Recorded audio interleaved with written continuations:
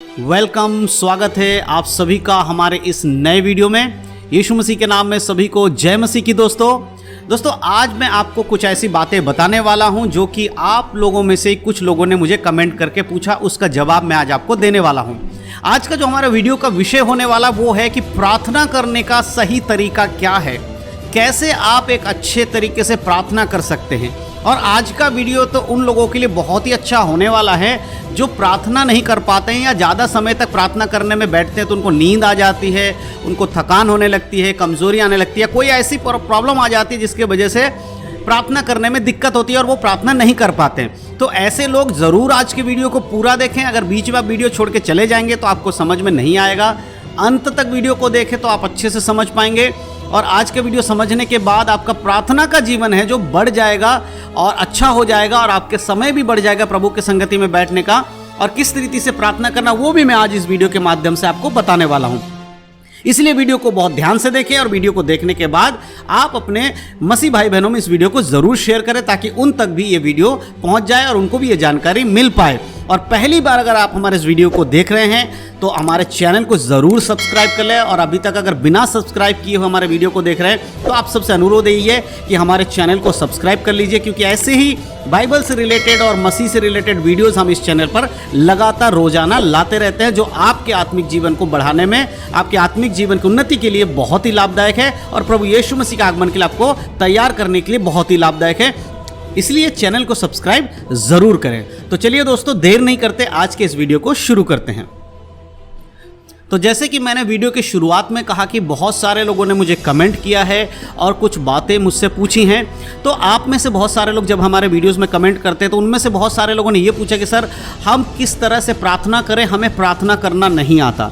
तो मैं आज आपको कुछ ऐसी बातें बताने वाला हूं जिन्हें अगर आप समझ जाएंगे तो आप बहुत आसानी से यीशु मसीह से, परमेश्वर से प्रार्थना कर पाएंगे।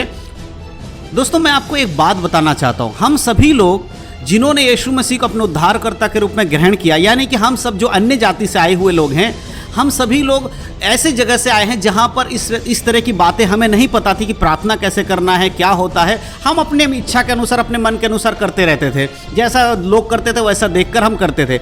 लेकिन जब हम यीशु मसीह को ग्रहण कर लेते हैं तो बाइबल हमारे पास है और बाइबल हमें बताती है कि हमें क्या करना है, कैसे करना है, कब करना है, क्यों नहीं करना है। ये सारी जानकारी हमें बाइबल देती है। तो यदि आप बाइबल को पढ़ते हैं तो आप बहुत आसानी से समझ जाएंगे। और यदि आप बाइबल नहीं पढ़ते तो आज से पढ़ना शुरू कर दीजिएगा और मैं आज आपको बाइबल से बताऊंगा कि किस रीति से आपको प्रार्थना करना चाहिए, क्योंकि हम सभी लोगों ने बाइबल से सीखा है, पवित्र आत्मा से सीखा है, परमेश्वर की अगुवाई से सीखा है ना। तो मैं आज आपको बताने वाला हूं, क्योंकि हमने पहले कभी ऐसा किया नहीं। हमारा जो बैकग्राउंड है वो हम अन्य जाति से आते हैं, इसीलिए हमारे जीवन में ऐसे कुछ हुआ नहीं। इसलिए जब नए नए आप और हम प्रभु में आते हैं तो हमें बहुत मुश्किल होता है उन चीज़ों को अपने जीवन में लागू करना। लेकिन पवित्र आत्मा हमारे सहायता के लिए जो दिया गया है वो हमें सहायता करते हैं इन सारी बातों को सीखने में। तो बाइबल के अकॉर्डिंग हमें प्रार्थना क्या करना है, तो सबसे इंपॉर्टेंट चीज़ मैं आपको बताना चाहता हूँ, प्रार्थना का मतलब क्या है। प्रार्थना का मतलब होता है कि आप किसी से विनती कर रहे हैं, यानी कि आपको किसी चीज़ की ज़रूरत है, आपको कोई प्रॉब्लम है तो आप जाकर किसी से मदद मांगते, वो प्रार्थना है। किसी से आप कहते हैं मेरे जीवन में ये प्रॉब्लम, आप मेरी सहायता कर दीजिए, मदद कर दीजिए, आप उससे प्रार्थना कर रहे हैं। तो जब भी आपके जीवन में कोई भी प्रॉब्लम आती है, चाहे बीमारी हो, परेशानी हो, दुख हो, मुसीबत हो, शैतान सता रहा हो, पवित्र जीवन आप नहीं जी पा रहे हो, तब आपको परमेश्वर के पास आकर अपनी प्रॉब्लम्स को रखना है। आपने कोठरी में जाना है, अकेले में जाना है। आप घुटने पे बैठ सकते तो घुटने पे बैठिए, जैसे बैठना बैठिए और प्रार्थना करके परमेश्वर से अपने जीवन के बारे में बताइए। प्रभु ये जरूरत है, परमेश्वर ये हमारे जीवन में कमी है, इस प्रकार का जीवन जीना हमें जरूरी है, हम नहीं जी पा रहे। यानी कि आपकी प्रॉब्लम्स को जब आप यीशु मसीह के नाम से परमेश्वर से करते हैं, बताते हैं, वो आपकी प्रार्थना है। तो प्रार्थना करना नहीं आता तो आपकी बातें जो आप प्रभु से कहते हैं वो प्रार्थना है। आप बाइबल में देखिए, चाहे राजा दाऊद हो, दानियल हो, बहुत सारे ऐसे लोग हम देखते हैं, यूसुफ हो, अयूब हो, ये सब लोग परमेश्वर से प्रार्थना करते थे, अपनी बातों को रखते थे। तो ये प्रार्थना करने का तरीका है। और प्रार्थना करने के लिए कुछ विशेष बात होनी चाहिए, आपके अंदर कोई क्वालिटी होनी चाहिए, आप पढ़े लिखे होने चाहिए, आप एक अच्छे बाइबल कॉलेज से आए तब प्रार्थना कर सकते हैं, एक अच्छे चर्च में जाते हैं तब प्रार्थना कर सकते हैं, या ऐसी और भी बहुत सारी बातें अगर कोई कहता है तो ये सब गलत है। प्रार्थना करने के लिए आपकी कोई क्वालिफिकेशन की जरूरत नहीं है, पढ़े लिखे होने की जरूरत नहीं है, बाइबल कॉलेज का स्टूडेंट होने की जरूरत नहीं है, अच्छे चर्च में जाने की जरूरत नहीं है। मतलब अच्छे चर्च का कहने का मतलब ये नहीं है कि पवित्र जीवन वाला नहीं, अच्छे चर्च का मतलब मैं ये कहना चाहता हूं जहां पर दिखावटी बहुत अमीरों वाले जो चर्च होते हैं उनकी बात कर रहा हूं मैं। ये नहीं, मेरी बातों का गलत मतलब मत निकालिएगा, ठीक है ना। तो बहुत बड़े अमीर चर्च के हो, इससे आपका प्रार्थना का जीवन का कोई मतलब नहीं है। प्रार्थना हर व्यक्ति कर सकता है, अपने घर में कर सकता है, हर जगह कर सकता है, लेकिन एक बात को आपको ध्यान रखना होगा जो मैं अब वचन से आपको बताने वाला हूं। तो जब हम वचन को पढ़ते हैं तो मत्ती की पुस्तक उसके 6 अध्याय में हम इस बारे में पाते हैं। तो सबसे इंपॉर्टेंट चीज वहां लिखा है प्रार्थना के विषय में। यीशु मसीह कहते हैं मत्ती 6:5 में, जब तू प्रार्थना करे तो कपटी के समान ना हो, क्योंकि लोगों को दिखाने के लिए आराधनालयों में और सड़कों के मोड़ों पर खड़े होकर प्रार्थना करना उनको अच्छा लगता है। मैं तुमसे सच कहता हूं कि वे अपना प्रतिफल पा चुके। तो आपका प्रार्थना कपटियों के समान नहीं होना चाहिए, यानी कि किसी को देखकर आप उसकी देखा देखी मत करिए। बहुत सारे लोग दुनिया को दिखाने के लिए प्रार्थना करते हैं, उनको लगता है कि ये प्रार्थना कर रहे हैं, दुनिया को देख रहे हैं, तो उनको बड़ा प्रार्थना का वीर समझते हैं, अरे कितना प्रार्थना का जीवन है। आपका प्रार्थना आपके परमेश्वर के साथ है, इसीलिए आप गुप्त में करिए।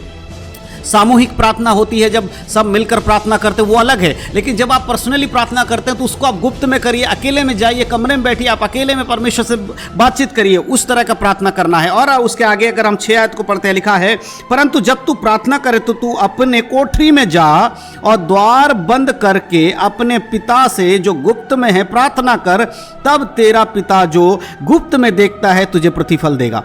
तो पर्सनली प्रेयर यानी कि अपने व्यक्तिगत प्रार्थना को आप अकेले में करिए, और आप वो हर बात जो आपके मन में है, जो आप प्रभु से कहना चाहते हैं, वो सब कुछ कहिए।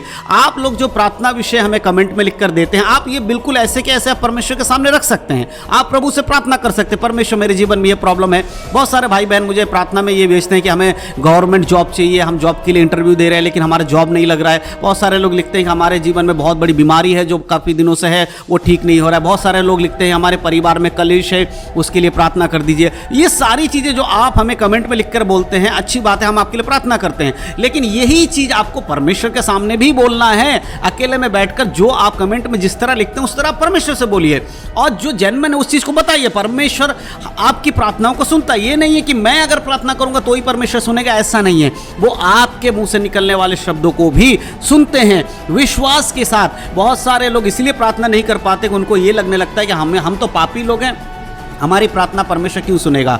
मेरे प्रिय याद रखिए, जो परमेश्वर का वचन बांट रहा है या परमेश्वर का वचन सुना रहा है, जरूरी नहीं है कि वो पवित्र जीवन जीता हो। हर एक व्यक्ति जो यीशु मसीह के नाम से खड़ा है उसमें से सभी लोग पवित्र है, ऐसा जरूरी नहीं है। इसीलिए कोई भी व्यक्ति पवित्र तब होता है जब परमेश्वर के वचन के अनुसार उसके जीवन में काम होता है, ठीक है। तो किसी को देखकर ये मत सोचिए कि वो मेरे लिए प्रार्थना कर देगा तो होगा।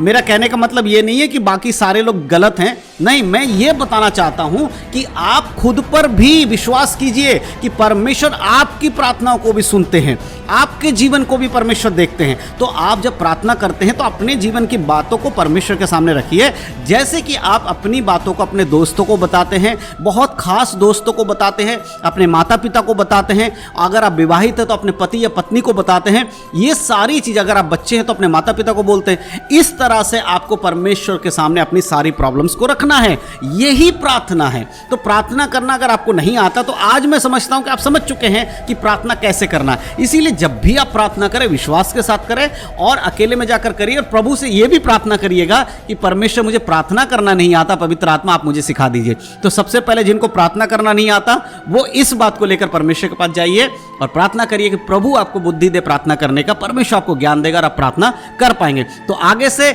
आप प्रार्थना दूसरों से मांगिए भी और साथ साथ आप भी प्रार्थना करिए, क्योंकि यीशु मसीह आपकी भी सुनते हैं, सबकी सुनते हैं, और जो उसके वचन के अनुसार चलता है उनको प्रतिफल भी वो देते हैं।